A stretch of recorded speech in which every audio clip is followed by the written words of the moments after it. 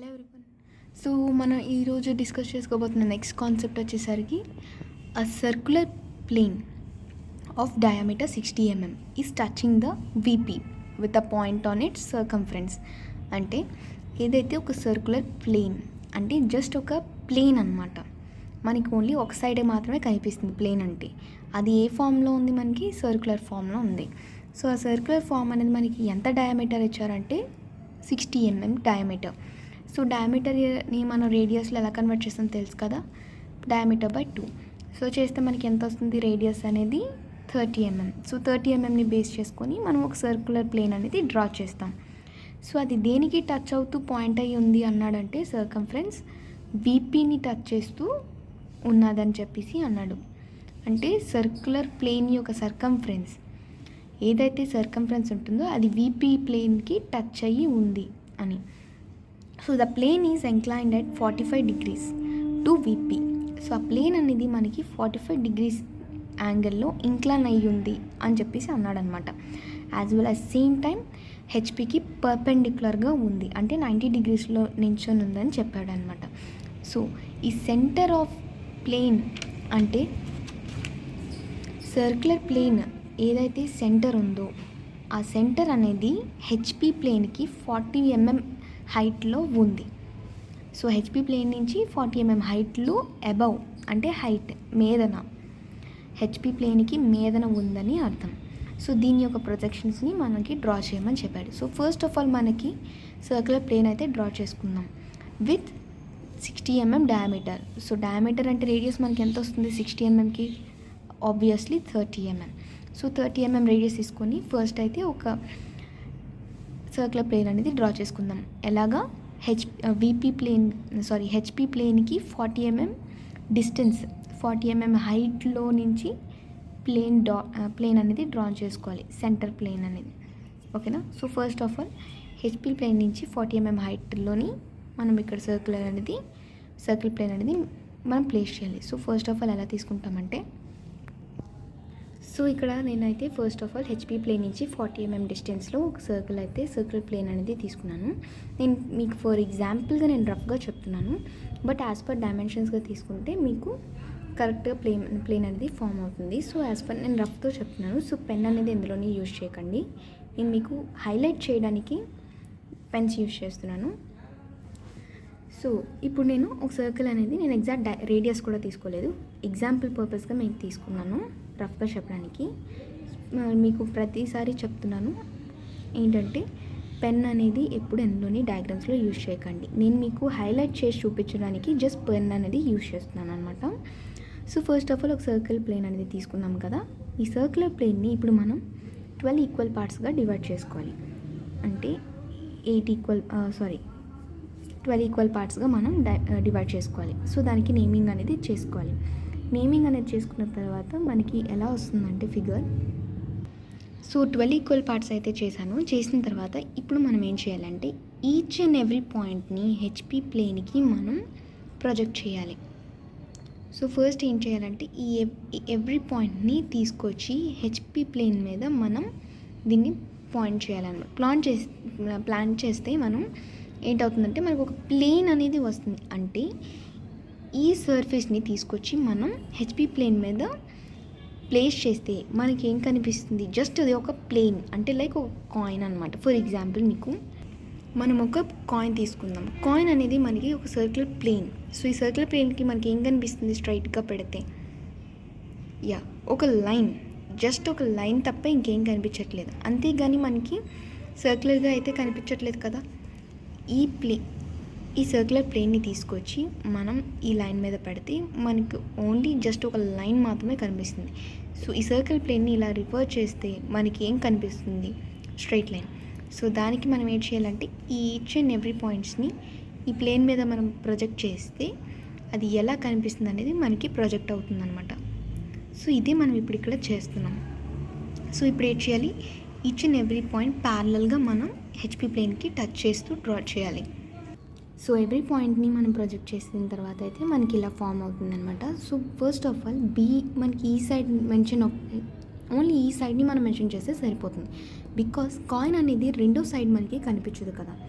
So plane యొక్క first ఫ్రంట్లో ఉన్న పాయింట్స్ తప్ప మనకి ఏం కనిపించదు కాబట్టి సో ఫస్ట్ ఆఫ్ ఆల్ మనం ఒక్కటి మెన్షన్ చేసుకుంటే సరిపోతుంది.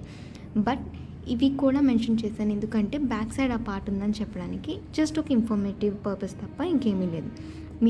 మీరు పాయింట్స్ ప్రొజెక్ట్ చేసిన తర్వాత ఈ ఒక్క పాయింట్స్ మెన్షన్ చేసినా సరిపోతుంది. ఆర్ఎల్స్ చేయాలనుకుంటే వెనకాతలు చేయాలంటే బిఏ అని మెన్షన్ చేసిన తర్వాత ఏ పాయింట్కి తర్వాత బిఎల్ పాయింట్స్ని ఫస్ట్ కిందనున్న సైడ్ని మెన్షన్ చేసి కామా పెట్టి తర్వాత ఎల్ పాయింట్ని ఇలాగ మెన్షన్ చేస్తే సరిపోతుంది. మీరు ఒకవైపు పాయింట్స్ని మీరు మెన్షన్ చేయాలనుకున్నా నో ప్రాబ్లం, మీకు మార్క్స్ అనేవి పడుతుంది. సో ఇప్పుడు ఫస్ట్ ఆఫ్ ఆల్ మనకి ప్లేన్ అనేది ఇంత పడుతుంది. మీరు ఇక్కడ అబ్జర్వ్ చేస్తే మనకి ఇక్కడ 60 mm డయామీటర్ సర్కిల్ కదా. సో ఆ 60 mm డయామీటర్ ఒక లెంతే మనకి ఇక్కడ ప్రొజెక్ట్ అవుతుంది మీరు కానీ కరెక్ట్గా డ్రా చేస్తే. సో ఇప్పుడు ఫస్ట్ ఆఫ్ ఆల్ మనం దీన్ని ఏం చేయాలంటే మన క్వశ్చన్లో ఏం అడిగారు, ఇక్కడ సర్కంఫరెన్స్ అనేది మనకి ప్లేన్కి టచ్ చేస్తూ ఉండాలి. వీపీ ప్లేన్ అంటే వీపీ ప్లేన్కి టచ్ చేసింది. సో సర్కంఫరెన్స్ అనేది టచ్ అయింది కదా. సో మనం ఇప్పుడు ఏం చేయాలంటే ఈ ఒక ప్లేన్ని 45 degrees ఇంక్లైనేషన్తో వీపీకి డ్రా చేయమని చెప్పాడు అండ్ హెచ్పికి పర్పెండిక్యులర్గా ఉండాలని చెప్పాడు. సో ఫస్ట్ ఆఫ్ ఆల్ హెచ్పికి పర్పెండిక్యులర్గా ఉండాలంటే ఈచ్ అండ్ ఎవ్రీ ప్రొజెక్షన్ని మీరు వీపీకి ఎలాగైతే టచ్ చేశారో అలాగే ఈ హారిజాంటల్ ప్లేన్కి ప్యారలల్గా డ్రా చేయాలి lines.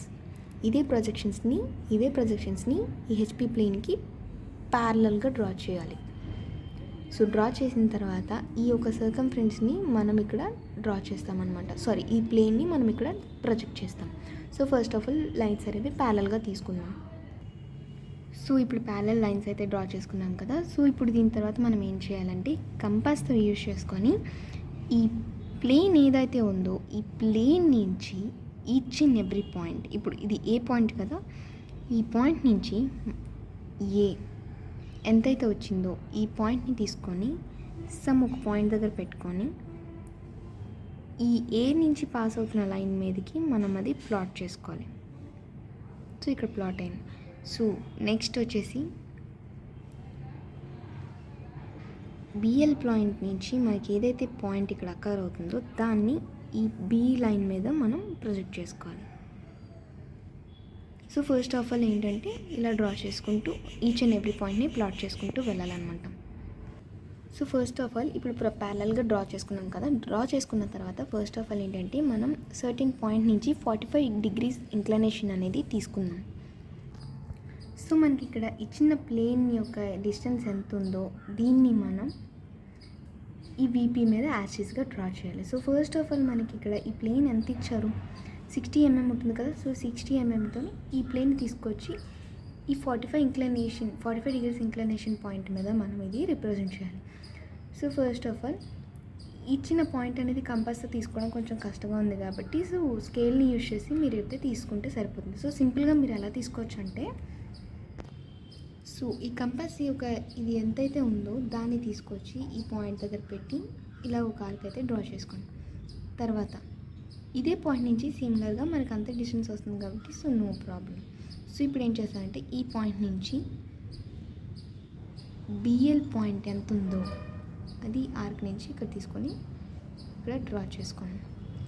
So same as it is each and every పాయింట్ని కంపాస్ని యూజ్ చేసుకొని ఈ పాయింట్స్ ఎంత ఉందో డిస్టెన్స్ చూసుకొని ఈ పాయింట్ నుంచి డ్రా చేసుకుంటూ ఆర్క్స్ డ్రా చేసుకుంటూ వెళ్ళాలి.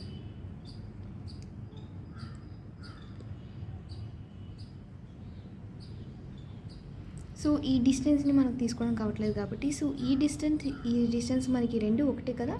సో ఈ డిస్టెన్స్ని మనం ఇక్కడ తీసుకుంటే సరిపోతుంది.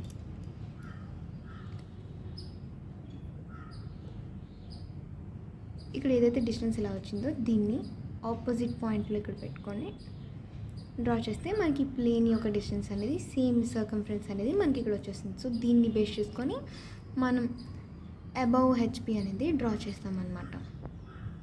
సో ఈచ్ అండ్ ఎవ్రీ పాయింట్ని ఫస్ట్ ఈ సర్కంఫరెన్స్ని మనం డ్రా చేసుకున్నాం. సో ఏ పాయింట్ అనేది ఏ లైన్ మీద అండ్ బిఎల్ పాయింట్ అనేది బిఎల్ ప్లాట్ అయిన లైన్స్ బి నుంచి ఈ లైన్ ప్రొజెక్ట్ అయింది, ఎల్ నుంచి ఈ లైన్ ప్రొజెక్ట్ అయింది. సో ఆ పాయింట్స్ మీద యాజ్ పర్ కరెస్పాండింగ్ లైన్స్ మీద మనం ప్లాట్ చేసుకుంటూ వెళ్తే మనకి పాయింట్స్ అనేది ఇలా ఇంటర్సెక్ట్ అవుతుంది అనమాట. సో ఇప్పుడు ఈ పాయింట్స్ అన్నిటిని జాయిన్ చేస్తే మనకి ఈ సర్కంఫరెన్స్ అనేది ప్రొజెక్ట్ అవుతుంది. సో ఫస్ట్ ఆఫ్ ఆల్ వీటిని అన్నిటిని జాయిన్ చేసుకుంటూ వెళ్ళాలి.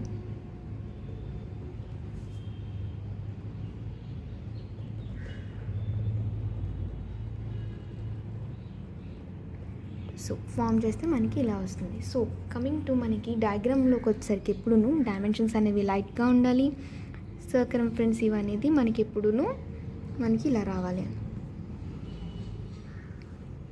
సో డయాగ్రామ్ అనేది ఇలా వస్తుంది అన్నమాట. సో దీనికి మనం నేమింగ్స్ అనేవి చేసుకున్నాం యాజ్ పర్ డయాగ్రామ్. మనకి ఇక్కడ నేమింగ్ ఎలా ఇచ్చాం, ABCDEFGHIJKL.